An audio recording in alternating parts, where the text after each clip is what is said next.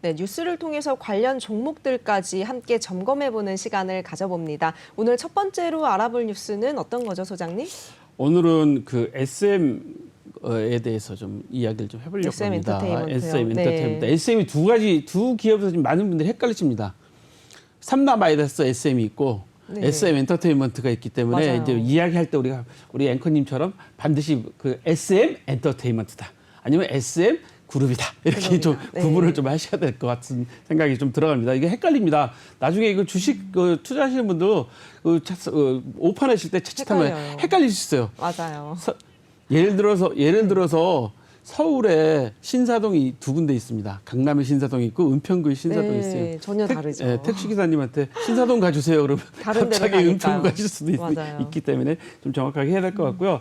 어떤 뉴스냐면 나이크 기획이라고 SM의 그 자회사가 있죠. 자회사는 아니고 이제 대표회사가 어차피 갖고 있는 회사니까 이 회사에 대해서 그 행동주의 펀드에서 좀 확실하게 좀 온라인에서 확실하게 좀 이제 밝혀라. 어떤 계약을 맺고 있고 왜 이렇게 하느냐를 확실하게 좀 해달라고 공개적으로 좀 서한을 보냈습니다. 네, 근데 이 지금 온라인 파트너스가 두 번째 주주 서한 입장을 내놓은 걸로 알고는 있는데 이 두 번째라면은 이미 첫 번째도 보냈다는 거잖아요.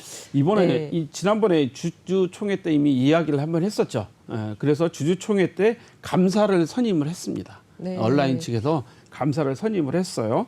그렇기 때문에 이 이야기를 한 거고요. 이 문제는 그 온라인에서 감사를 선임한 뿐만 아니라 2019년에 KB 자산운용이 이미 주주 서한을 한번 보냈어요. 이 라이크 기획하고 계약이 이 문제다. 도대체 왜 라이크 기획하고 계약을 해서 여기에다 돈을 주고 있느냐. 근데 라이크 기획은 이수만 회장의 개인 회사이지 않느냐. 그러면 이거는 그 좀 공정성에 문제가 있다라고 이미 한번 했어요. 이수만 회장 지분을 100% 갖고 있기 때문에. 네. 근데 여기 이제에서는 2019년에서는 SM에서 주주 서한을 거절했습니다. 그 문제가 되고 있는 상황에서 거절을 했어요. 근데 지난 2022년 금년 3월에는 이제 온라인 파트너스에서 다시 한번 보냈죠. 라이크 기획의 계약이 3월에요? 문제가 된다. 네. 이렇게 했어요. 그러니까 3년 전에 KB 자산운용에서 이미 1차로 지적을 했고 이번에 2차로 이번에 온라인 파트너스에도 또 한번 지적을 했어요. 근데 SM에서는 회신하기 어렵다고 했고 그러다 보니까 이제 온라인 파트너스에서는 그러면 우리 주주총회에서 감사를 우리 쪽 지정하는 사람을 해야 되겠다 그래서 감사를 선임해서 감사가 선임이 됐죠. 네. 그러면 이번에 이제 두 번째 이제 서한을 보낸 건데 만약에 라이크 기획에 대한 이야기를 제대로 이야기하지 않을 경우에는 9월 15일까지인가 없을 경우에는 법적으로 뭐 조치를 하겠다라고 일단은 서한을 좀 보냈다고 공개적으로 하는데요. 이 문제를 좀 생각해 봐야 될 문제가 뭐냐면 저도 엔터테인먼트 관련된 그 기획사 대표들을 잠깐 뵙기도 하고 해서 이야기를 좀 들어보면 사실 좀 필요는 합니다. 필요는 합니다. 이게 왜냐하면 이 라이크 기획이라는 회사가 뭐냐면 그 해주는 일이 주로 이제 비슷한 업계 프로듀싱하고 뭐 기획하고 이런 거거든요. 근데 여러분도 아실런지 모르겠지만 요즘에 그 엔터테인먼트 산업이 사실은 SM이 그 기획사로 나선 이후에 우리나라 엔터테인먼트 산업이 정말 다양화돼 있어요. 그래서 지금은 작곡만 전문으로 해주는 회사도 있습니다. 아이돌 노래만 작곡만 전문으로 해주는 회사가 있어요. 그 회사는 그러니까 소속 요원이 누구냐면 다 작곡가들이에요. 그러니까 전문성을 키우는 완전 전문가로 돼 있어. 네, 그렇게 해주는 회사도 있고 자기네가 이제 작곡가를 키우는 회사도 있고 여러 가지 회사가 있거든요. 그러다 보니까 지금 사실은 이 라이크 기획이라고 해서 프로듀싱 해주고 뭐 이렇게 해주는 회사가 있다는 것은 이해는 합니다. 전혀 이해를 못하는 건 아닌데 이게 왜 있는지를 뭐 어떤 일을 했는지를 계약 내용이 어떤 건지는 공개를 하시는 게 좀 맞는 것 같아요. 네, 근데 지금 이런 엔터테인먼트 시장이 완전히 시장이 변해 있어요. 그렇죠. 변했기 때문에 이런 걸 공개해 주는 게 오히려 SM에는 플러스적인 요인이 되는데 이렇게 하지 않는 게 저는 계속 문제가 좀 된다고 봐요. 네, 근데 또 이제 궁금한 부분이 이 문제가 되고 있는 부분이 SM과 라이크 기획의 계약 문제를 지적한 것이 사실 온라인 파트너스가 지금 처음이 아니라고 하는데 근데 이제 SM에서는 왜 아직까지 계약 문제를 속 시원하게 설명하고 있지 않은 건지 이 포인트도 궁금하거든요. 네. 우리가 사실을 솔직히 말하지 못했을 때는 어떤 이유일까요? 내가 사실을 밝혔을 때 내가 입장이 곤란해질 때. 그렇죠. 뭐 이런 상황이라는 게 보통 일반적인 생각이 되겠죠. 네네. 그래서 제가 지금 SM에서 참 안타까움을 느끼는 게 SM이라는 회사는 저는 이수만 선생님을 개인적으로 되게 좋아합니다. 선생님이라고 저 표현하잖아요. 네네. 저 중학교 때 이수만 선생님 노래 엄청 좋아했거든요. 그래서 되게 하는데 그리고 또 우리나라의 그 아주 선도적인 완전히 우리나라 연예 기획에 연예계에 연예를 완전히 산업으로 바꿔버린 회사예요. SM이라는 맞아요. 회사가 완전히 네. 산업으로 바꿔버린 회사이기 때문에 저는 완전히 선도적인 회사라고 생각하거든요. 그 후에 뭐 JYP이 많이 생겨서 이제 바뀌었잖아요. 그런데 이 회사가 지금 솔직하게 밝히지 못하는 이유가 뭘까라는 생각을 지금 하는 거죠. 그리고 지금 엔터테인먼트 산업이 완전히 바뀌어가지고 그 드라마만 해도 작가님이 그러니까 드라마 그 작가 쓰시는 그 작가님들도 본인들이 회사를 따로 갖고 계세요. 따로. 그러니까 네. 과거에는 그 드라마를 만든다 그러면 드라마 제작사하고 작가 개인하고 계약을 했는데 지금 작가님 회사하고 거기에 소속이 되어 있는. 네. 그 작가님 밑에도 또 소위 말하는 새끼 작가들, 보조 작가들이 또 많이 계시거든요. 그렇게 하고 있어요. 근데 이거는 그 드라마뿐만 아니라 만화도 그렇잖아요. 그렇죠. 그래서 우리 허영만 선생님이 식객을 하셨는데 네. 허영만 선생님이 혼자서 다 쓰신 게 아니거든요. 그 취재해주는 작가 따로 있고 하기 때문에 그런 부분들이 다 달라졌다라는 생각을 해보면 제 생각에는 SM에서 이거를 좀 라이크 기획 문제를 차라리 솔직하게 이야기를 하고 계약에 어떤 내용이 있고 그럼 우리가 어떤 식으로 추진을 앞으로 해나갈 것이고 혹시라도 지금까지 잘못된 관행이 있으면 그 관행을 지금이라도 앞으로 어떻게 개선하겠다라고 네네. 밝혀주는 게 더 맞을 것 같고 순서가 그게 네. 맞죠. 그리고 저는 이런 엔터테인먼트 산업 전체에 대해서 좀 언론을 통해서 좀 제대로 좀 이제 앞으로 바뀐 시스템을 좀 알려드렸으면 좋겠어요. 아직까지는 뭔가 이렇게 알리는 그 분위기는 아닌 것 같아요. 네네. 지금 네. 전혀 모르잖아요. 그래서 가끔 보면 우리 저 아이돌 그 친구들 계약하면 7년 계약하고 네, 뭐 노예 그런 계약, 계약이다. 노예 계약이라고 말도 많았었죠. 하기도 하고 그다음에 그 제작자 협회에서 그 전속 계약 맺는 것도 잘못하면 뭐 계약 안 하기도 하고 뭐 그러기도 했잖아요. 법적 공방까지 예, 가고. 이제는 이제 네. 그런 데서 좀 벗어나서 이런 것도 완전 음악을 만드는 것도요. 음반을 만드는 것도 완전 지금 분업화돼 있어서 그 작곡가들도 그렇고 가수들도 아시겠지만 가수들이 노래를 노래가 나도 다 하지 않습니다. 그걸 리딩해주는 또 가수가 또 따로 있어요. 예, 다 네. 가이드 해주는 거라고 그렇죠. 그러죠. 네네. 그 해주는 다 분업화가 돼 있는 지금 시스템이잖아요. 맞아요.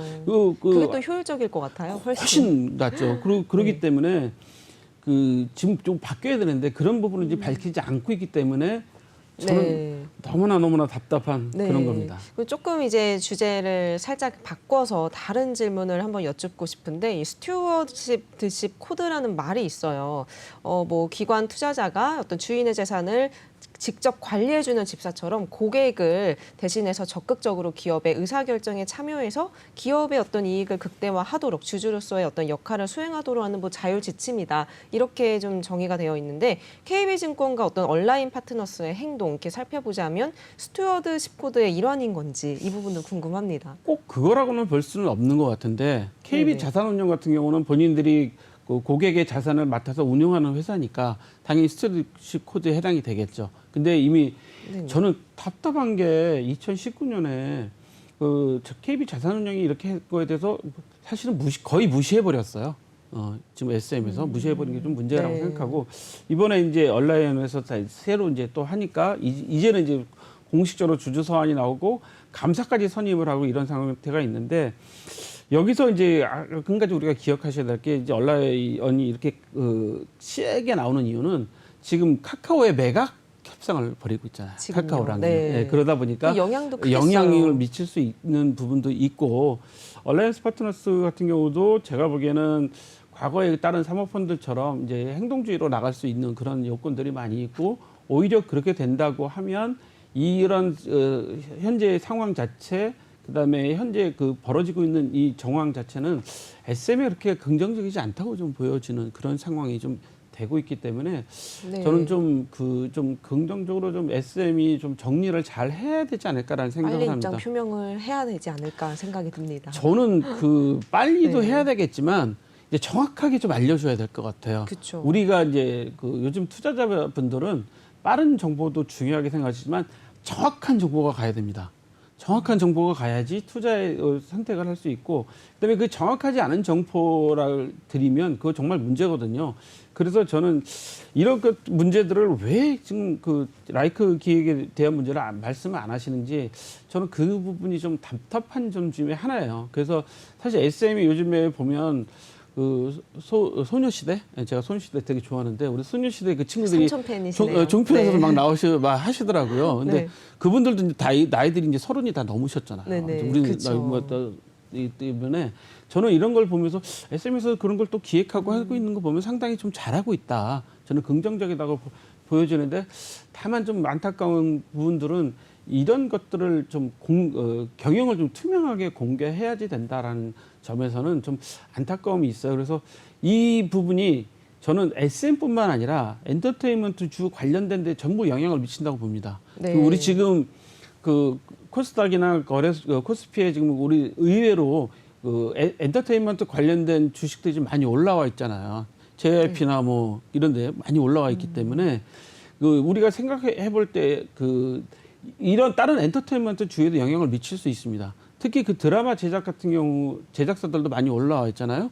그 뭐 그렇기 때문에 그런 회사들이 과연 투명하게 운영하고 있느냐 뭐 이런 것들도 잘 봐야 되고 그 실적들도 좀 제대로 봐야 되는 그런 과정이기 때문에 저는 이런 부분들을 좀 봐야 되는데, 다른 엔터테인먼트 관련 회사들 뭐 중에 뭐 드라마와 관련된 거는 뭐 스튜디오 드래곤 이런 회사들도 있잖아요. 네. 상당히 핫하잖아요. 근데 그런 회사들하고도 좀 비교를 좀 해보면 이런 부분에 있어서는 우리나라 연예 제작 시스템이 이렇습니다라고 좀 제대로 좀 정보를 드리는 그런 점들이 필요하다는 건데, 아마 앵커님도 저한테 처음 들으셨겠지만 아까 말씀드렸잖아요. 노래만 따로 작곡해주는 회사가 따로 있다고. 네, 우리는 우리 흔히 생소했습니다. 생각하는 연예 네. 기획사 그러면 뭐 이렇게 아이돌 연습생 키워서 뭐 맞아요. 내보내고 뭐 이런 거라고 생각하는데, 그런 게 아니라 아예 작곡가만 또 키우는 회사가 있고 또 안무만 또 전문을 하는 회사가 있고 완전 다르지 않습니까?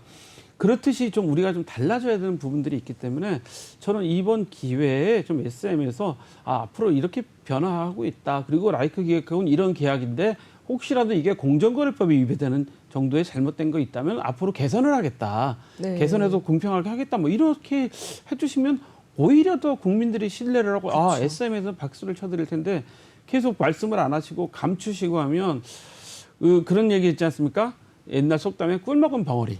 뭐 이런 얘기들 많이 네. 하시잖아요. 이거 벙어리라는 표현이 좀 장애인 비하하는 표현이라고 말씀하시는데 이게 속담이니까. 근데 말씀을 드리면 말할 수 없는 그런 내 속사정이 있는 게 자꾸만 의구심 가기 때문에 주가에 계속 악영향을 미칩니다. 그럼 주가에 맞아요. 악영향을 미치면 누구한테 손해죠? 소액주주들한테 그렇죠. 피해가 가는 거죠. 전 대주주 네. 피해 가는 건 별로 이야기하고 싶지 않고요.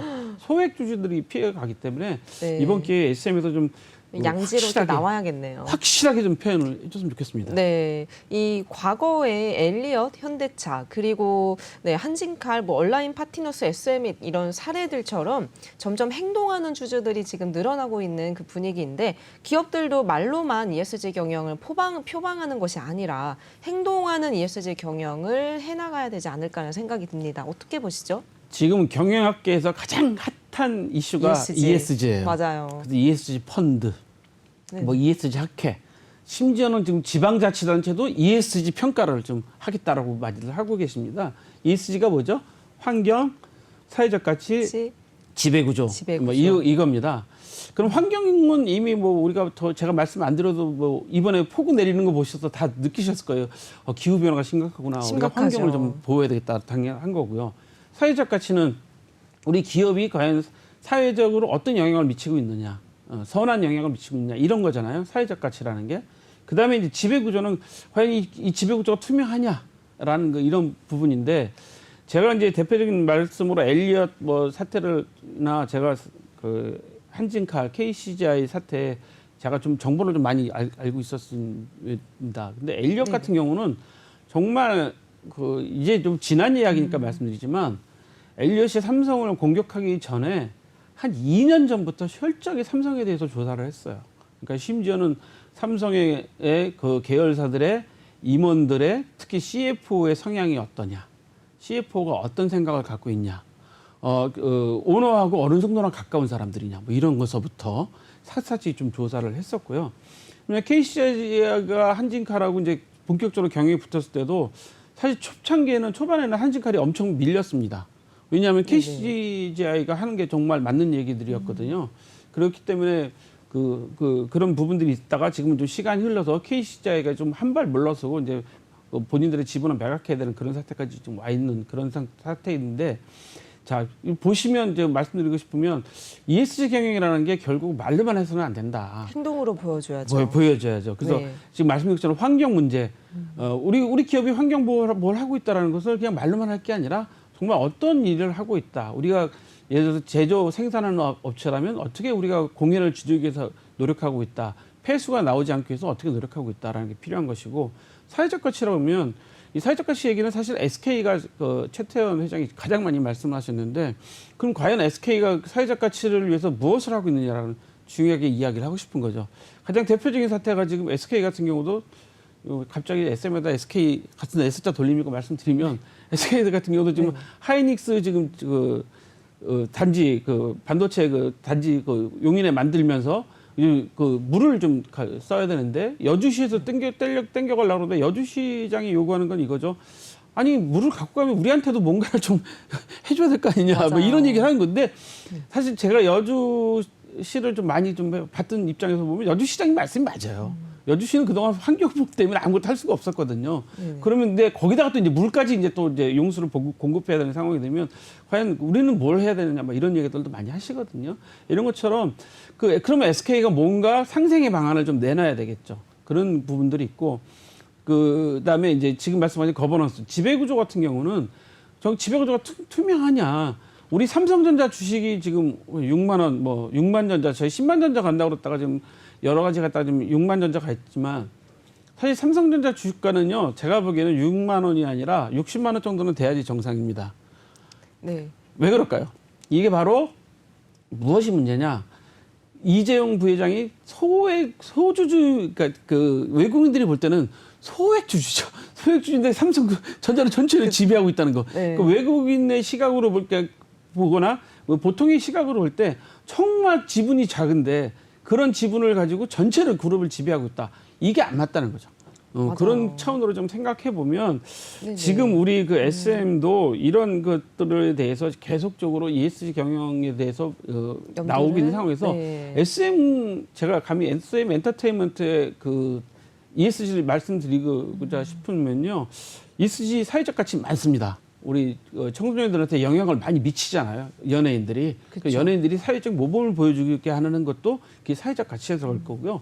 지배구조도 이번에 이제 이승만 회장이 대주 지분을 팔겠다고 카카오하고 협상 중인데, 그것도 깔끔하게 서로 간에 맞춰야 되는 그런 부분들이 있어서 이 기회에 오히려 더 우리 기업이 ESG 경영을 적극적으로 하고 있다는 걸 좀 보여줄 필요성이 있는 것 같아요. 네. 근데 이제 지금 또 여쭙고 싶은 게 뭐냐면, 이 온라인 파트너스 측은 이번에 어떤 2차 서한을 발송함에도 불구하고 SM이 9월까지 합리적인 어떤 방안이 없을 시에는 법적 대응도 지금 검토하고 있다, 지금 이렇게 입장을 밝혔어요. 근데 정말 법적으로까지 갈까요? 저는 갈 것 같아요. 가능성이 높다. 상당히 높다고 봅니다. 이게 왜 높다고 보여지냐면, SM이 지금 2019년에는 KB 자산운용의 서한에 대해서 이제 일축해 버렸어요. 근데 이번에는 이제 감사님이 선임이 들어와 있긴 한데, 현재 과연 이번에 있어서 SM이 2019년처럼 그냥 무시할 것이냐 아니면 오픈을 할 것이냐라는 게 상당히 중요한 문제죠. 이게 왜 걱정스러운 부분이 되냐면, 지금 SM이 대주 지분을 카카오하고 지분 협상을 하고 있잖아요. 하고 있는 그런 상태이기 때문에 만약에 이 계약이 이 라이크 기획하고의 계약 자체가 약간 불공정 기획이다, 불공정 계약이다, 이렇게 될 경우에는 어떤 일이 생기냐면 지분 매각 협상에서 불리한 입장에 들어서겠죠. 당연히 지분을 살려는 쪽에서는 라이크 기획하고에 이렇게 해서 너희들이 이만큼 여지껏 영업이익에 대해서 많이 손해를 봤기 때문에 이 기업 가치를 인정해 줄 수 없어, 뭐 이럴 수 있잖아요. 네. 그렇게 될 경우에는 문제가 될 수 있기 때문에 SM에서 이거를 솔직하게 내놓기가 어렵고, 오히려 이럴 수 있습니다. 그냥 우리가 법으로 소송이 들어왔기 때문에 법으로 우리 졌기 때문에 오픈하겠다. 그쵸. 이게 오히려 더 명분이 될 수가 있기 때문에, 그래서 어쩔 수 없이 지금 그래서 저는 법정 다툼까지 갈 것 같다는 생각이 좀 들어가네요. 네, 법정까지 좀 가능성이 높다 소장님께서 짚어주셨고, 지금 SM은 조금 악재가 겹쳐 있어요. 이 2분기에 실적이 부진한 상황에다가 주가 정체라는 이런 상황인데, 이 모든 문제를 해결하고 과연 주가도 상승 반전을 꾀할지 이 부분도 좀 궁금합니다. 어떻게 보시죠, 전망이? 저는 이제 카카오하고 빨리 그 지분 매각 협상을 끝내야 된다고 생각합니다. 그 지분 매각 협상이 지금 지연되는 이유를 들어보면 외견적으로는 이수만 회장의 그 경영권 문제 때문에 계속 이제 되고 있다고 지금 하고 있잖아요. 그런 부분이 있어서 저는 SM 같은 경우는 현재 빨리 라이크 기획하고의 그 계약 문제에 대해서 빨리 오픈을 하든지 빨리 정리를 좀 빨리 해주시는 게 중요한 것 같아요. 왜냐하면 상반기에 영업이 114억을 지금 라이크 기획에다 수수료로 줬다는데 상반기에 연결 기준으로 해서 영업이익이 386억이래요. 그러면 몇 프로입니까? 이게 한 30% 정도를 네, 30%죠. 준 상태이기 때문에 이익의 30%를 어느 특정 회사에 주는 정도의 규모다라고 생각하면 그건 더더군다나 누구냐 하면 대주주란 말이죠. 최대주주 개인 회사에 준 거기 때문에 이거는 자칫하면 공정거래 문제로도 이제 번질 수 있는 상황이어서 저는 이런 문제 하나 또 빨리 해결해야 되는 것. 두 번째로 아까 서두에 말씀드린 것처럼 카카오하고의 그 경영권 지분 매각 문제가 빨리 마무리 져야지 이 주가 문제도 빨리 해소되지 않을까라는 생각을 가지고 있어서 근데 중요한 거는 SM의 그런 실적 분위기나 뭐 이런 것 때문에 주가가 정체되고 있다고 하지만 이 SM의 상징성이라는 게 우리나라 전체 엔터주에 미치는 영향이 있단 말이죠. 그쵸. 저는 그거를 네. 걱정하는 거예요. SM의 맏형으로서의 역할, 제가 보기엔 맞습니다. 맏형으로의 역할을 제대로 해줌으로써 다른 에 대해서 해주는 게 중요한 것 같습니다. 네, 그러면 이제 다음 두 번째 뉴스로 한번 넘어가 보려고 하는데 두 번째로 알아볼 뉴스는 어떤 거죠? 횡재세 논란, 정유회사 뭐 이런 횡재세요. 네, 뉴스 네. 헤드라인은 이렇게 되어 있습니다. 이번에 정유사 상반기 실적이 어마어마하게 좋게 나와서 정유회사한테 횡재세 좀 받아야 되는 거 아니냐, 뭐 이런 이야기들 많이 하고 계셔서 이 뉴스를 좀 올려봤어요. 네, 일단 그렇다면 이 정유 사사가 이번에 낸 어떤 법인세 얼마 정도 되죠? 정유 4사의 지금 상반기 반기 보고서에 따르면 총 현재 영업이익이 12조 3천억 정도 됩니다. 굉장히 그래서 크네요. 네. 지난해 같은 기간보다 한 215% 상승했다고 하니까 215% 2배 늘어난 폭등을 한 거죠. 거네요. 2배 늘어난 거죠. 네. 잠깐 찾아보시면 SK 이노베이션이 약 3조 9,783억, 그다음에 GX 칼텍스가 3조 2천억, 그다음에 S오일이 3조 5천억 정도, 현대오일뱅크가 2,700억 정도를 영업이익을 좀 달성했다 그러고요. 그다음에 이거 영업이익에 따른 법인세가 3조 1,732억이라고 그러는데 이것도 마찬가지로 작년보다 한 240% 정도 상승한 건데 규모로 보면 SK이노베이션이 1조 1,844억 원, GS칼텍스가 8,200억, 그다음에 S오일이 7,100억, 그다음에 현대오일뱅크가 4,586억 정도 올라갔다 그러니까 이게 지금 세금을 엄청나게 많이 지금 내고 계신 거죠. 네. 법인세율이 누진율로 돼 있지만 아직 법인세율이 개정이 안 됐기 때문에 10에서 25%까지거든요. 네. 이게 누진입니다. 그러니까 이 규모에 따라서 10%, 그다음 규모에 따라서 올라가는데 최고 세율이 25%이기 때문에 이 회사들은 거의 25% 냈다고 보시면 마찬가지로 이해가 쉬우실 텐데 세금을 좀 많이 이익을 많이 냈으니까 세금을 많이 내는 게 당연한데 여기에다가 이제 또 초과 이윤세도 해야 되는 거 아니냐라는 여론이 나오고 있어서 좀 눈여겨 보셔야 될 것 같습니다. 왜냐하면 정유는 정유사뿐만 아니라 정유하고 파생되는 석유화학 회사들의 주식들도 많이 같이 움직여지잖아요. 유가에 따라서. 네네, 그래서 맞습니다. 그 부분도 같이 보셔야 될 것 같아서 네. 뉴스로 올려봤어요. 뭐 한마디로 지금 고유가로 정유사가 어떤 횡재를 맞이했기 때문에 세금으로 환수를 해야 된다. 이제 이런 취지인데, 근데 지금 이 정유사에서 논란이 되고 있는 이 법인세에 더해서 일명 횡재세 지금 얘기를 해주셨죠. 초과 이윤세에 대한 논란일 것 같습니다. 이 초과 이윤세 도입을 논하는 일부 정당 그리고 이 정유사의 입장 차이가 좀 첨예하게 대립되고 있는 상황인데 현재 어떤 상황이죠? 지금 아마 민주당이나 이런 쪽에서는 좀 횡재세, 소위 말하는 초과 이윤세를 좀 내야 된다라고 좀 주장을 하고 있는 것 같고 그 초과인세 부분에 대해서는 저 같은 경우는 이렇게 좀 이야기를 하고 싶어요. 제가 오늘 이 방송 끝나고 가다가 로또를 샀어요. 로또를 사서 1등이 됐습니다. 근데 지금 우리나라 로또를 사보신 분들은 아시겠지만 로또가 1등 돼도 세금을 많이 떼잖아요. 세금이 기본이 35%예요. 30%. 네, 33.3%죠. 네, 1억이면 이제 그러니까 거의 33%는 이제 띄고 거기에 그쵸. 또 주민세 또 10% 띄어가고 하는 거니까 그렇게 많이 안 됩니다. 죄송한 말씀이지만 저도 10만 원짜리 복권에 당첨된 적이 있었는데 세금을 많이 떼더라고요. 10만 원 이상, 5만 원 이상이 많이 띱니다. 근데 네. 중요하게 말씀드리고 싶은 건 뭐냐면 지금 사실 로또를 그 1등 붙어봤자 강남의 아파트 전세도 못 들어가요.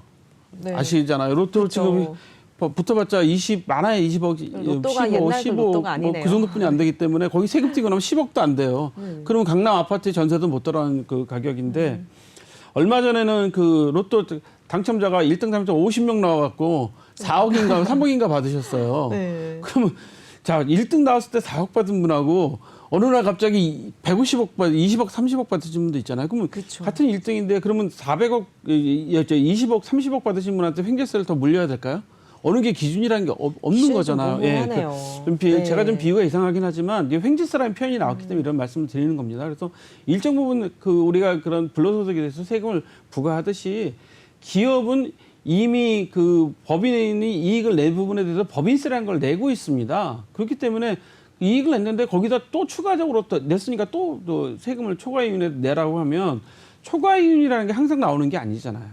예를 들어 그럼 내가 그 법인이 적자가 나면 국가에서 보전을 해줍니까? 그동안 세금 많이 냈으니까 보전해줄게. 우리가 지금 이번에 그 수혜를 하고 있기 때문에 수혜를 지금 났기 때문에 많이 보상을 그렇죠. 해드리고 정부에서 해달라고 하는데 그러면 네. 수혜를 보상해드리는 기준은 뭘까요? 어떤 게 있을까요? 보통? 예를 들어 세금을 많이 낸 분한테 많이 주는 게 맞는 거 아닌가요? 혜택을 그쵸. 예를 더 들면 주고. 그 초과 이윤 이것도 이야기를 하자 그러면 네네. 제 생각에는 그 세금을 많이 내신 분들한테 많이 드리는 게 맞는 거예요. 그러면 네. 예를 들어 세금 초과 이윤세를 냈다 그러면 기업이 손해 났을 때 그럼 국가에서 보전을 해줘야 되는 거 되겠죠. 그쵸. 기존의 그 그만큼. 법인세 말고도. 그러니까 이런 부분들이 첨예하게 대립되고 어려운 부분들이기 때문에 저는 초과 이윤 환수세는 좀 안 맞는 것 같아요. 왜 안 맞느냐 실효성이 하면 없다, 이렇게 만약에 보시는 그럼 거죠? 그 유가가 또 이제 문제가 돼가지고 됐을 때는 국가에서 그 보상을 또 해줄 것이냐 이거 한번 우리가 아니잖아요. 안 해주죠. 네. 그러면서 또 초과이윤 받는다. 그리고 또 유가가 일부러 이 회사들이 올린 거냐고요. 그런 것도 지금 아니고. 우리 지금 일반 국민들이 지금 부동산 값이 많이 올라서 막 불만들이 많으시잖아요. 네. 왜 불만이 많을까요? 그러니까 집이 없으신 분들은 부동산 가격이 많이 올라서 내가 집을 살 수 있는 사야 기회가 되는 없어서 화가 그런- 나는 거고 맞아요. 또 부동산을 갖고 계신 분들은 이게 가격이 말로 세금이 많이 나와서 세금 화가 나는 폭탄이죠. 거잖아요. 네. 근데 그 부동산을 갖고 계신 분들이 이런 얘기합니다. 아니 내가 가격을 올렸어? 내가 가격을 올린 게 맞아요. 아니잖아. 이 경제 상황에 따라서 맞아요. 너희들이 수요에 따라서 올린 건데 나보고 세금을 많이 내라니 이런 것들을 갖고 말씀하시는 거잖아요. 그렇다면 과연 이 기름값이 정유회사가 마음대로 할 수 있는 건가요? 맘대로 못하죠. 그렇지 아니잖아요. 네. 특히나 우리나라 정유회사들은 본인들이 유전을 갖고 있지 않습니다.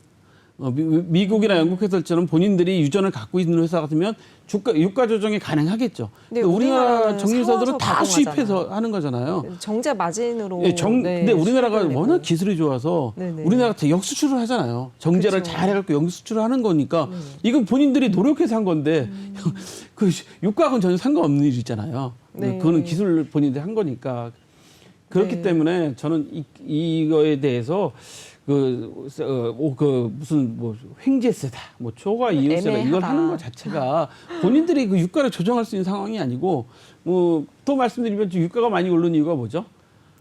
코로나. 네, 코로나 사태로 문제, 그다음에 전쟁 영향, 네, 뭐 이런 거잖아요. 그렇고요. 그러면 전쟁을 정유사가 마음대로 조절할 수 있는 게 아니잖아요. 그렇죠. 본인이 조절할 수 내부적인 없는데 영향도 분명히 그거에 있죠. 대한 부분까지 책임을 져라 그런 거는 좀 가혹하지 않나 이런 생각이 들어가는데 모르겠습니다. 그 유엔 사무총장께서는 이런 얘기 했다고 그래요.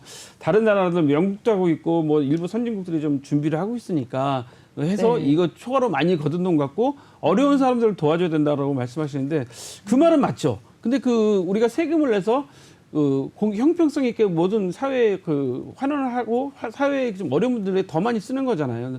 그런 부분에 하고 있는데 거기서 또 해라? 그럼 내가 어려울 때 또 국가에서 보존해 줄 것이냐라는 그것도 이야기가 아니고. 나오면 네. 그거는 말이 안 되는 소리고. 네. 이 해외 사례에서도 이런 부분이 좀 있나요? 지금 현재 그 네. 초과 이윤세를 뭐 도입한 국가라든지. 영국이 지금 5월부터 에너지 이익 부담금 명목으로 자국의 에너지 회사들한테 법인세 25% 추가로 하고 네. 있다고 그러고요. 그다음에 이제 이탈리아도 뭐 좀 이탈리아도. 하고 네. 있다고 그러고요. 근데 이제 미국도 민주당이 지금 석유 회사한테 21%의 세금을 추가로 부과하는 방안을 추진하고 있다 그래요. 근데 이런 내용들을 좀 보면 그럼 석유 회사들만 부담할 건가요?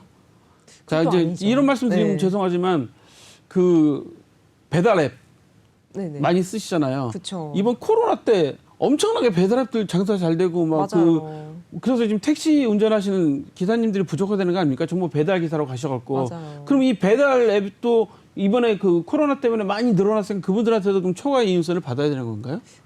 이런 그거 차원으로 조금, 생각해보면 정말 업종별로 이걸 네. 어떻게 조정할 수가 없어요. 그래서 이렇게 사실은 제가 볼 때는 좀 억지를 부리는 것 같은 느낌도 또 없지 않아 들어갑니다. 그래서 제가 오늘 뉴스를 올린 이유는 뭐냐면 이게 이제 법인세를 잘 내면 됩니다. 그럼 우리가 그 법인세를 가지고 잘 사회에 잘 골고루 모든 복지가 돌아가도록 만들면 되는 것이고 여기에서 아까 우리 서두에 말씀드렸던 이 전 뉴스에 말씀드린 ESG 경영이 제대로 나오면 되는 거죠.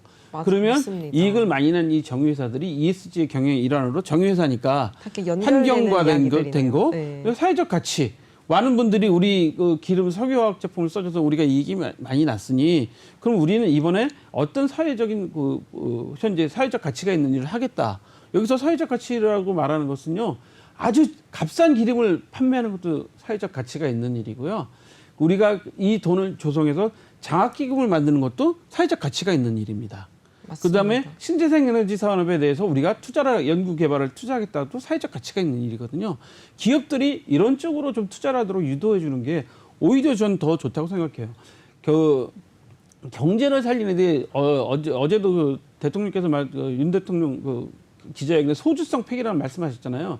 과연 소득 주도 성장이 맞느냐 아니면 일자리를 많이 만들어서 소득을 만들게 하는 게 맞느냐. 그러니까 어떤 게 하느냐는 좀 다른 거기 때문에 저는 오히려 그런 식으로 기업을 유도하는 게 더 좋지 않을까라는 생각을 가지고 있습니다. 네, 지금 이제 또 국제 유가 그런 상황에 따른 업황의 전망도 한번 해보겠습니다. 한때 100달러를 훌쩍 넘긴 이 WTI가 이 8월을 기점으로 100달러를 하회하고 있는 상황이고요. 이 정제 마진도 고점되게 배럴당 20달러 지금 낮아진 수준이죠. 정유사의 하반기에 업황 전망은 어떤 상황일까요? 정유사의 하반기 업황 정황은요. 그냥 네. 이렇게 말씀드리면 물음표입니다. 어떻게 될지 모르겠다. 알 수 없다. 왜 그렇죠? 누구도 알 수 없다. 예를 들어서 지금 상황에서 우크라이나 전쟁이 끝났어요. 그러면 바로 이제 좀 회복이 좀 에너지 문제가 좀 회복이 되겠죠. 그다음에 네네. 뭐까지 회복이 될까요? 식량 문제까지 좀 회복이 좀 될 겁니다. 근데 이제 겨울이 닥쳐요. 우크라이나 전쟁하는 바람에 현재 그 곡물 생산을 못했기 때문에 식량 사정이 어떻게 될지 모르는 거죠. 네. 두 번째로는 바로 이제 생산되는 건데 사우디가 미국 말을 안 들었어요. 미국이 기름값이 높으니까 좀 사우디가 좀 증산을 해서 좀 해달라고 했는데 오히려 바이든 대통령이 갔는데도 네.